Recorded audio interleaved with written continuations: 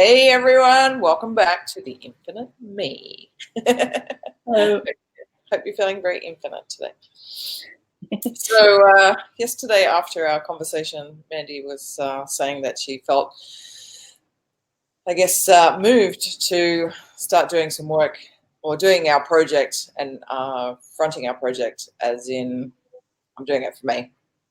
And so we talked a lot about that and whether that actually sort of brings up that feeling of being really selfish or I don't really care about anyone else, I'm just going to do it all for me type thing. And so it was an interesting conversation to have around that, and it's something that I've approached myself before as well. And I don't know, I think it's something that works in just staying in your own flow, not being sort of worried about what everybody else is thinking and, having everybody else's opinions on, what you should be doing. And I guess you get to a point where you're sort of like, well, I can't take everybody's opinions into account. And when I do my marketing or when I put a project together, so I'm just going to do it for me. So something that I enjoy. So we had a conversation after we finished that live to really talk more about that. And I guess we were sort of feeling the expansiveness of this project. And it's sort of like, okay, as we've been putting it together over the last week or two, we've really been following a pretty set formula, I guess, that I particularly have learned about marketing over the last, 5 or 6 years, and Mandy's been learning as well. And it's sort of like, okay, it needs to be done this way. So set up our channels, let's have Facebook Lives, which then feed into the YouTube things, and let's have our Twitter account, like all the stuff that you normally set up in a new business or a new project type thing. And this is what I was bumping up with, the marketing and the branding, because that's what I've done for my career. Yeah. So you bump up against what you've learnt, what you know, what you hear out there, what everything's marketed to you, telling you to do too. So yeah. So it's sort of interesting, like even though we didn't want to do that, we actually automatically fell into those patterns of what we already know of how to set up a new project. Yeah. So, but also then we both noticed for ourselves that we were bumping up against our limitations around it too. So it was very obvious. It's almost like this whole project was about, this is about being a completely different way of being, and you're doing it again. So it was almost like painfully obvious in our face to do it differently. So yeah, definitely. Yeah, so it's sort of been interesting to then, I guess, ask ourselves the question yesterday about this project of what if? What's stopping us right now from, we have 60 people on an email list, which had come over from an old email list of ours, and I asked whether they're interested in this new project, so they came across. We haven't really actually promoted anything yet. Yeah, we've had a few people like our videos and stuff because they've just found them in the feed. Good old Facebook's out there promoting it for us. But yeah, we actually haven't even started because we don't have a logo or a header or anything. So there's sort of that part of us going, oh, we still need to set up our pages properly before we really get in and promote anything.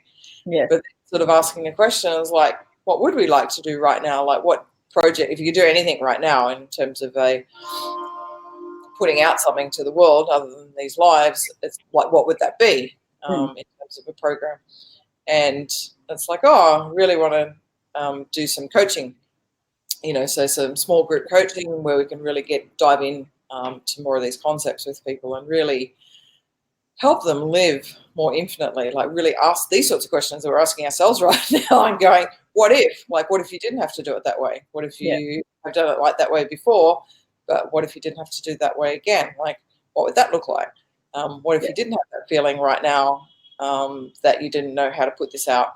What if that wasn't there, that feeling? Like, sort of like all these expansive questions. And so I guess it was just really interesting to ask ourselves those questions. And it was like, oh, we would like to do the small group coaching, which could just be done online. And that's what I said to Mandy, is like, are you talking about, she said that. And then I was like, oh, is that virtually or is it live? Like are you talking about a retreat sort of thing? And it ended up being both. For both of us, we're both feeling both of those things. The virtual online coaching program as well as running a retreat. So so that was quite interesting to ask those more expansive questions yesterday, which is all about what this whole project is about, and it's being infinite. It's like, what if it didn't look like that? What could it be?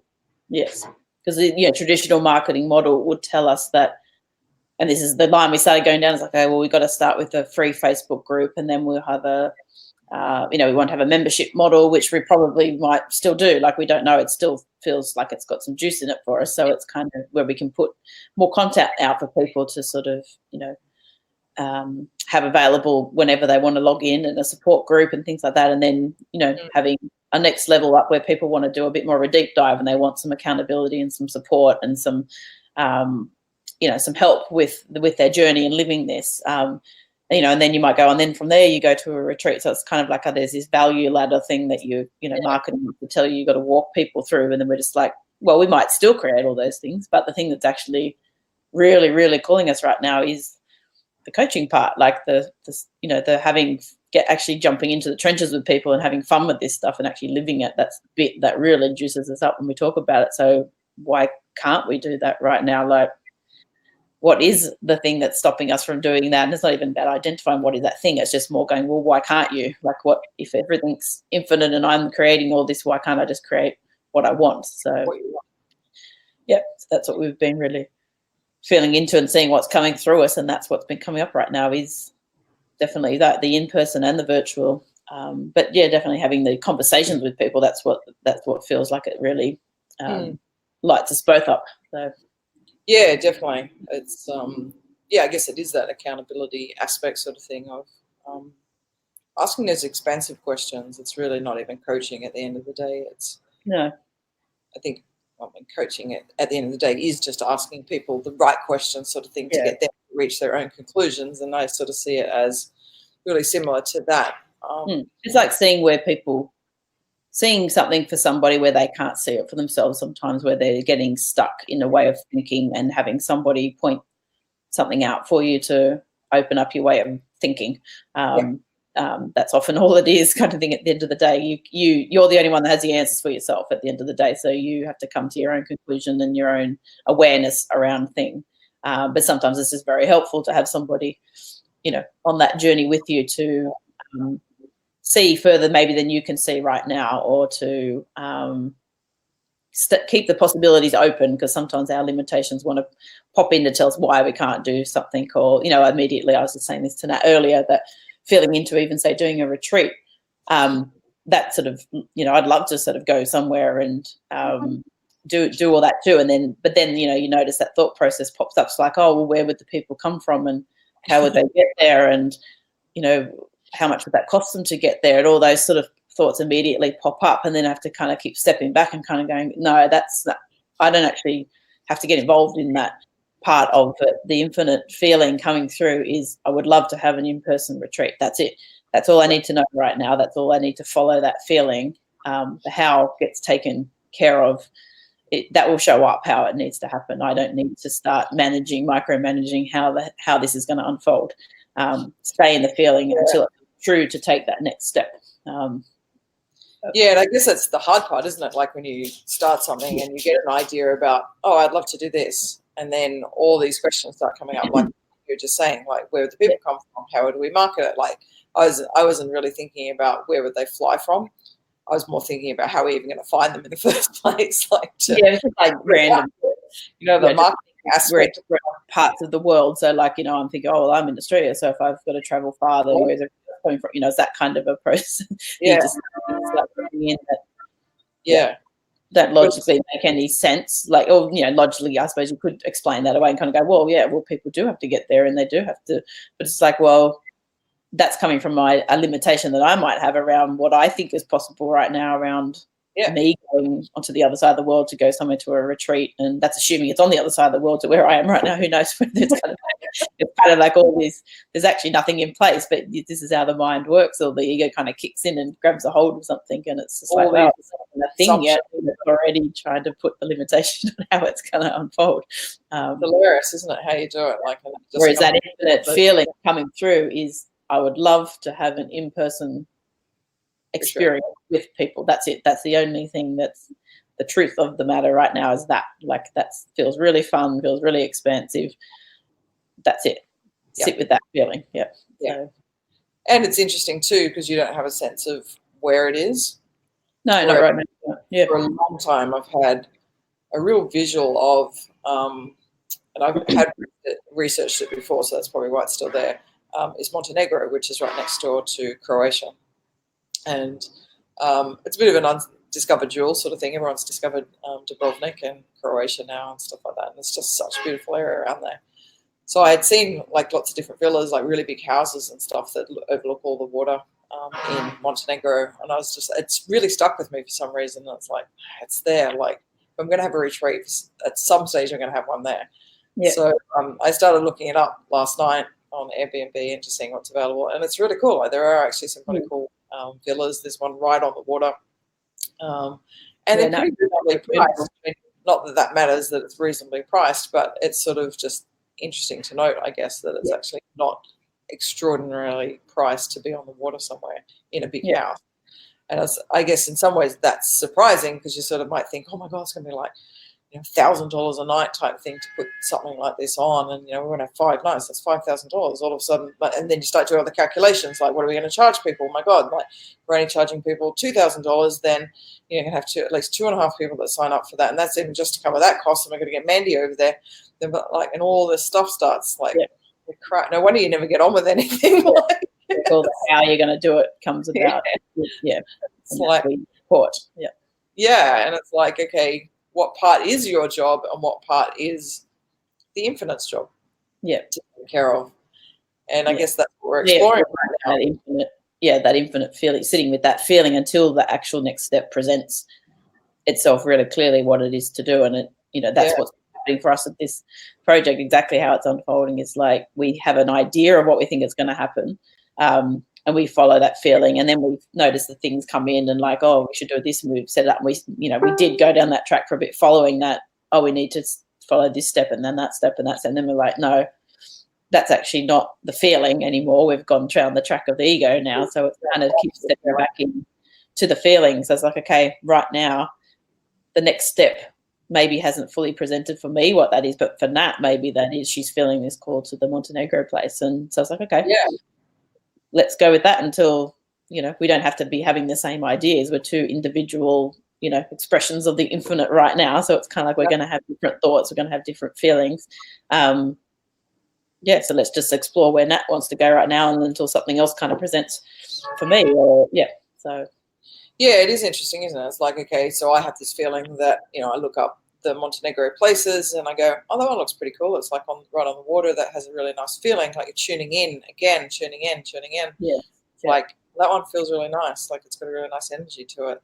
So I was like, oh, okay, I might contact the guy. Like, I haven't done that yet, but that might be my next thing, is to contact somebody and say, we're interested at this time period type thing. Like, just putting out that expression of interest. Like, it's almost like releasing it and going, okay, what happens next type thing. And then, I don't know, might feel then to put a page together that explains a few of the things, like jotting down ideas that we do have right now of what we would go through or what it would be about, or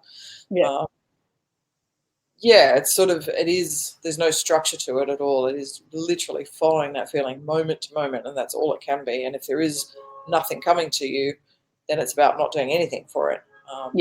Just wait. There's not enough energy right now. Wait, see if it's got legs still, and then you'll know when to make a move again. Yes. And it sort of feels like I'm doing nothing, so your mind wants to say, well, I'm sitting here doing nothing. It's like you're never, ever not doing anything. Like, there's always something kind of going on. It's just that sitting, it's just being with a feeling until you feel it moves through you to actually do something in motion with it. And saying out of the judgment of that, making that mean anything else. Like, it doesn't mean like in 5 minutes I'm suddenly going to go, oh wow, I'm feeling really pulled to this now. Like, I don't know where it's going to come from. So right now, like, if I sit here in this moment, it's like, no, I don't actually know where the retreat's going to be. That's it. So to me, it's just, I know it's going to happen. That's what it feels like. But but in an hour's time, I might have a sudden download of a thought that's like, oh wow, that feels really cool. Yeah. At the moment, that's getting that. So it's that kind of, being with that in that process and just being okay with it. Being, at the moment, my job is just to sit with the feeling. So, Yeah, it's interesting, isn't it? Like I've experienced this with Jodie before too, where she might have an idea and then I was like, I didn't have that idea at all. Like I wasn't even thinking about anything remotely like that. She'll have an idea and then she'll go, oh, what about this? And I was like, oh, she has an awesome idea. Okay, yeah. And then I just like totally run with it. Like, and suddenly getting this download of like, oh, I could do the sales like this, and do this, blah, blah, blah, blah. Like, and I'm just on it for like the next 2 days, like just like a bull at a gate. And it's like, it wasn't even my idea. Yeah, that can happen too, sure. But it was just so sparked at the time. It was such an inspirational moment that came through. Yes. She expressed, and it's sort of like, oh, wow, it really is, doesn't have to be like have the idea and then you don't have to necessarily do anything because somebody else takes it over or something. Like it's just in the flow and so fluid about what that can look like. And it's not having judgment. I guess that's a bit of, I guess, about staying out of that. How is the, because exactly in that example, maybe I'm not the one that's actually going to take the next step. Like, not this, because that's what she's feeling called to do, you know. So people show up, you know, supposedly randomly, you know, to kind of take on something that, you know, or spark something within you or offer to do something for you or that type of thing. You just don't know how that's going to unfold. But the thing that just popped in, actually, we were talking about, okay, I might not be having a feeling right now about where the retreat is, but if I think about what the retreat would be about and what would love to do on it, which we have actually talked about before, I've got a million ideas around all that, like what I'd love to experience and how we'd like to make it really fun and really interactive. And, you know, we've always talked about that kind of idea of, you know, creating it to be very experiential and very in the moment, very fun and engaging. And, so when I think about that, it's like, oh, well, I could actually sit down now and write all that stuff. But maybe it's just the actual logistical part of it. No, not getting the feeling right now. So it's kind of, oh, well, that's interesting. Because I don't have anything coming up about the content right now. Like I feel quite open space to what the content could be. Like I really couldn't even pinpoint what that might be, other than it's going to help people live infinitely. That's about as much detail as I feel like I've got right now. So it's like, okay, maybe we're separating the project. I'm more than happy to handle the logistics of it and stuff like that, because that is the part that's speaking to me and I can see it really clearly. Maybe you're downloading all the content right now, like let's get it down and see what it looks like, because then from there we would start to understand how many days would it be, how many people could we have, like, and that helps then my part in terms of the accommodation and you know, looking at that side of things as well and the costing side of it. So it's sort of like you can see how the two start working together to and being very aware, just being very aware of staying in that feeling and not getting caught into the head games that will, you know, more than likely pop in at different times, and just being very aware of the feeling and staying in that feeling all the time. And the action comes from that beingness of that. So and getting excited about the money you can make from it type thing. Like you start doing the calculations. Like it's so funny how the head works. It's like, I've had 5 people at $4,000, like that'd be $20,000. Oh my God! Like, and then we'd only have like $2,000 worth of costs. Like we could make 18 grand, and then that would be 9 grand each. Blah blah blah. Like, and so you've already spent the money before you've even like done anything. It's ridiculous. But I've done that many times before as well. So it's sort of quite interesting coming even into this project of the Infinite Me. Like I just don't feel like I have any of that old habits anymore. The thing of calculating costs and how much money you could make from something and that. Like, well, you go the flip side of that, and your ego could get a hold of that and do the flip side and kind of go, oh, but what if I commit to all this thing and then one person signs up and then I've got to pay the deposit because I've, you know, I've signed a contract and then I've got to do all that. So then what if this happens? And it's like you can go the complete opposite way as well. So it's that kind of staying out of that. That's not the true feeling. That's all very interesting, isn't it? Like it's, I guess I just keep thinking of the word expansiveness. It's like, how can I ask myself an expansive question? It's not a limited question, because the mind is just always asking limited questions. It can't go anything but that. So it's like when I play the infinite game, and it's sort of, I guess that's the conclusion we came to yesterday. It's like, well, if we're talking about the infinite me, then it's time to step up ourselves and actually get outside our own space and step into the infinite. And what would that look like? It'd be like, okay, we'd put on a retreat and we'd put on a virtual coaching program. And it's like, okay, let's do it then. Like, let's not question it. Let's do it. Yes. See where it goes. Let's make the decision. And I guess that's the important part too, is like making that actual commitment to that decision to go, yeah, let's go for it and see what comes up. You know, yes. Bring all things up along the journey. The thing that I've actually been hearing around that too, about that feeling that comes through, is that the decision's actually already made. It's that feeling, that knowingness that you have inside, the decision's actually already made. Then your mind kicks in and kind of goes, oh, I made that decision. It's like, no, actually, it was a feeling inside of you that came through and the decision was made. So when you stay out of that, you know, everyone's probably had experiences where something just kind of, you feel something and you do it straight away and it just unfolds and it turns into this like magical kind of experience. And then you do the other way where you kind of logically make a decision around something, and then it feels kind of quite hard and a little bit arduous sometimes to get to and you might still get a good outcome. But it feels different, feels completely different. And so that's what this really does. Like, if to me it feels like, no, the decision's made. How that unfolds, I don't know now. Like, it's kind of, that's the adventure. That's the adventure part, the fun playground game part of being here. It's like, oh, I wonder how this is going to unfold. This will be interesting. If you can stay in that wonderment, you know, no wonder we love things like Alice in Wonderland and stuff like that. It literally is like that. It's like, if I can stay in the wonderment of the unknown. Yes. Because I guess when you're playing with the infinite, I was thinking about this last night. It's like, when you're playing with the infinite, everything becomes a possibility. Yeah, everything becomes a possibility. Success becomes a possibility. Like every outcome becomes a possibility. And it's like, that's pretty scary when you think failure could actually be a possibility. And it's like, whoa, am I willing to go there? Am I willing to fail? Like, you've heard that 1,000 times in motivational things. But that's literally what it means. It's like, if you're going to step into the infinite space, that could possibly happen. We could possibly lose money on this. Are we willing to just follow it anyway? Yeah, why not? Yeah. See what happens. It's pretty cool. Yes. All right. I think we've rabbited long enough. Yes.